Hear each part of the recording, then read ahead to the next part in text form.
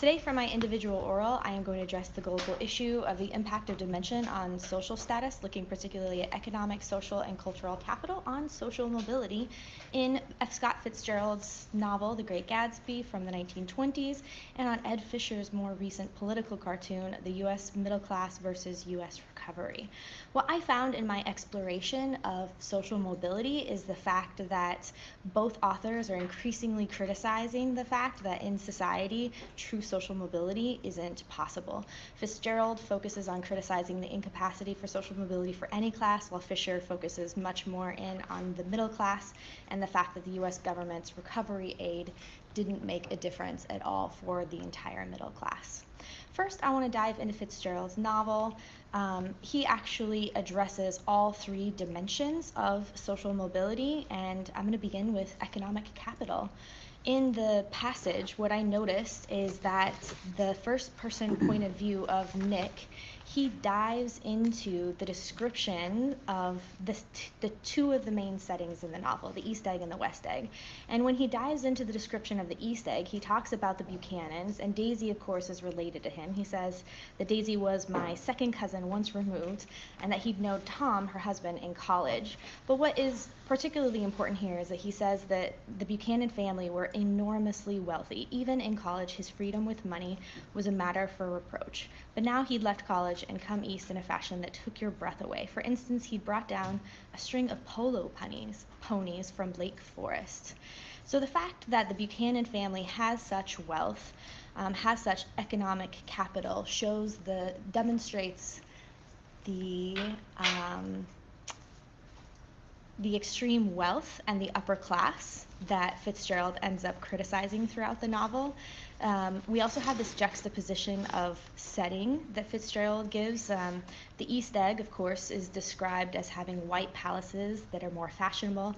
They literally glitter along the water, as opposed to on the West Egg, you of course have the, quote, eyesore that Nick himself lives in. But then you have Gatsby's mansion, which is an imitation of this French chateau that's sparkling new under a thin beard of raw ivy. And it sounds like something that would be absolutely beautiful, but the fact that Nick points out that it's an imitation in contrast to the white palaces that are glittering shows this contrast of what is acceptable and what isn't.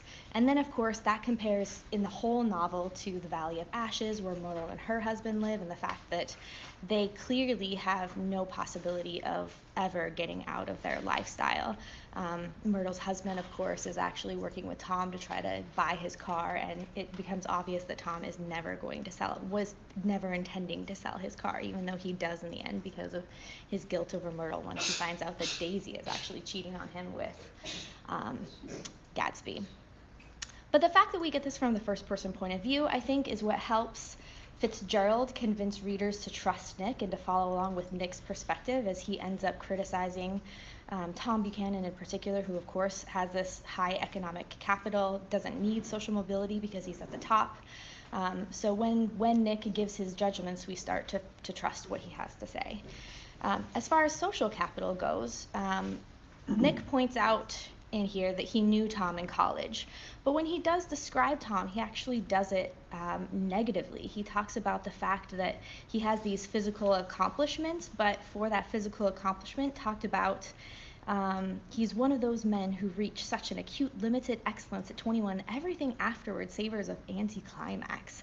So the fact that the rest of his life was headed downhill after that moment, and the fact that it was, quote, hard to realize that a man in my own generation was wealthy enough to do that, talking about the ponies. He clearly is shocked, but in a way that's also bringing a little bit of disgust to the enormous amount of wealth and opportunities that he has. So that negative characterization, like I said, builds on that point of view. We're already trusting Nick. We start to like Nick from the very beginning because of this seeming honesty that he has. And so Fitzgerald starts from the very beginning developing this dislike and disgust of the upper class. And that, of course, is in contrast to Myrtle, who has absolutely no social capital when she has her affair with Tom and they go to New York and party. She clearly attempts to try to draw connections and make connections among people, but it's not genuine and it never really works. And Daisy, in the end, after the accident with Myrtle happens, she chooses to stay with Tom because he has this economic and social capital that's happening. And of course, that leads the audience's impact to being devastated for Gatsby, and Nick too, just at the prospect of what the future seems to be and the death of the American dream. Finally, we have cultural capital with Gatsby's mansion and White Palaces. Gatsby holds parties. There's this whole scene where he's invited over to dinner with Tom Buchanan and some of his colleagues, and they kind of laugh behind his back because he has to drive over in his car. He doesn't have horses like they do. And in the book, they make fun of how he says Oxford. And so there's this irony in the cultural capital of the expectations of the upper class and the fact that Gatsby never meets them. So again, Fitzgerald's just developing this disgust of the upper class, which becomes this really effective criticism of everything Fitzgerald seems to believe is wrong with the upper class. And that's how it relates to the global issue of social mobility, because the impact of diminished social status is that no matter how many or which of them you have, you're truly never going to change your class more than simply your wealth. Similarly, Fisher, in his political cartoon, addresses economic capital, but focusing only on the middle class.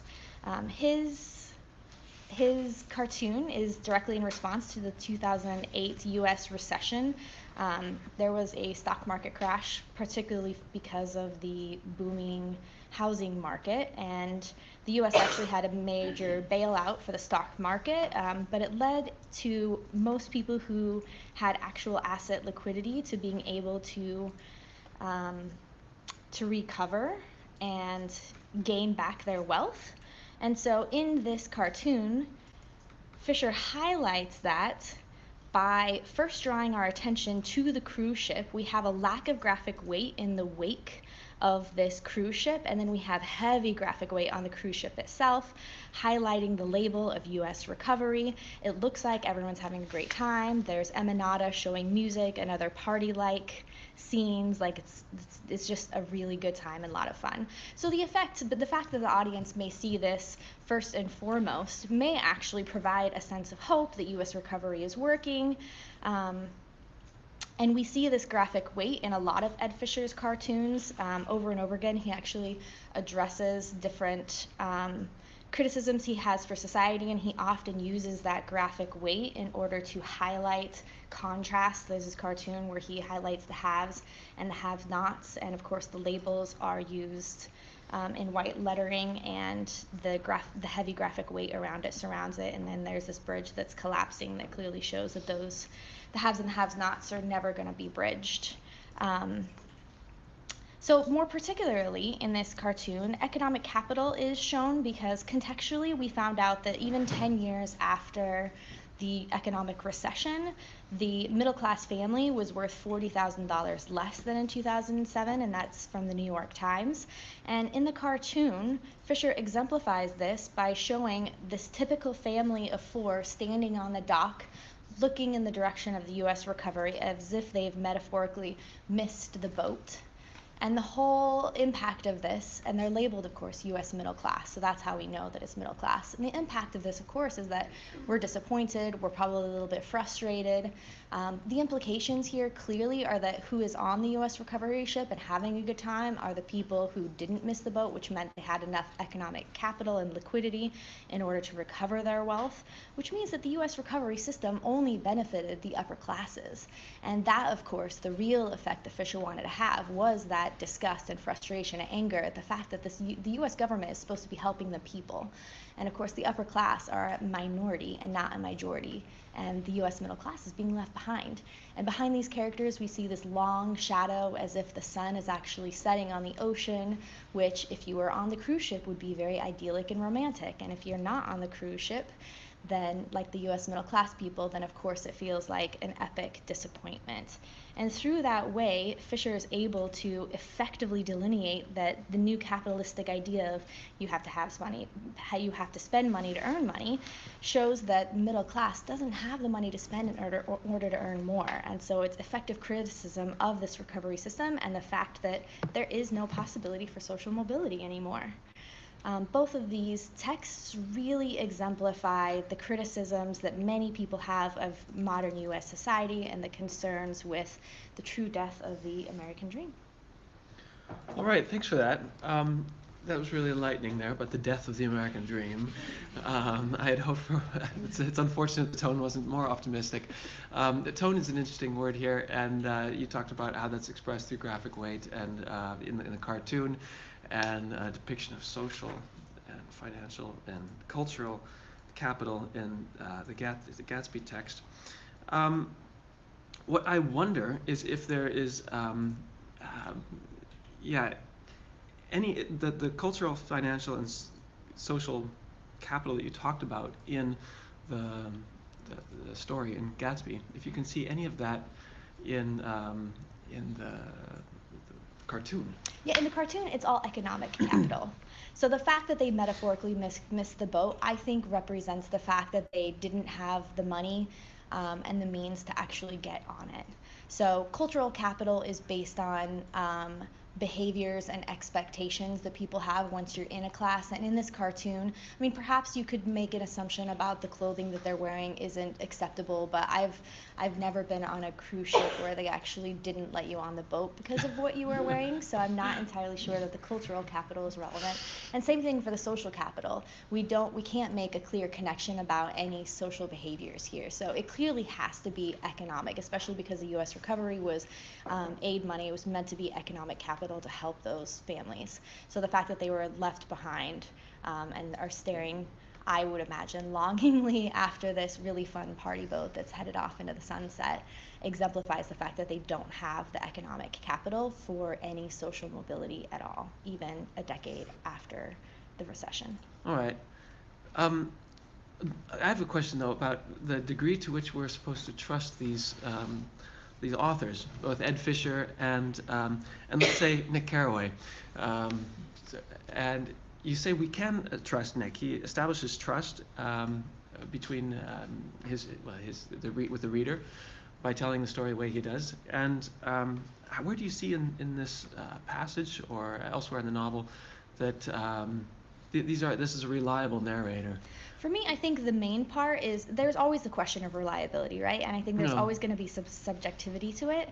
And in this passage in particular, I think the fact that he's able to describe both settings in such a really nice way. I mean, he talks about the spanking new tower under a thin beard of raw ivy and a marble swimming pool and more than 40 acres of lawn and garden. He's clearly in awe both of Gatsby's mansion as well as the White Palaces on the East Egg. And I think as we see throughout the rest of the novel, him developing his story, he definitely seems a bit wary of Gatsby before he gets to know him, but they make that connection that they'd been in the war together.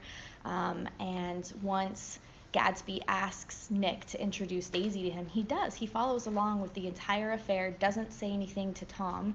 And then, of course, finally at the end, when Gatsby is killed, and he's devastated by it, and he's really upset with the fact that Daisy and Tom don't even bother to call to find out about anything, to visit the funeral in order to pay their respects. It shows this clear disgust.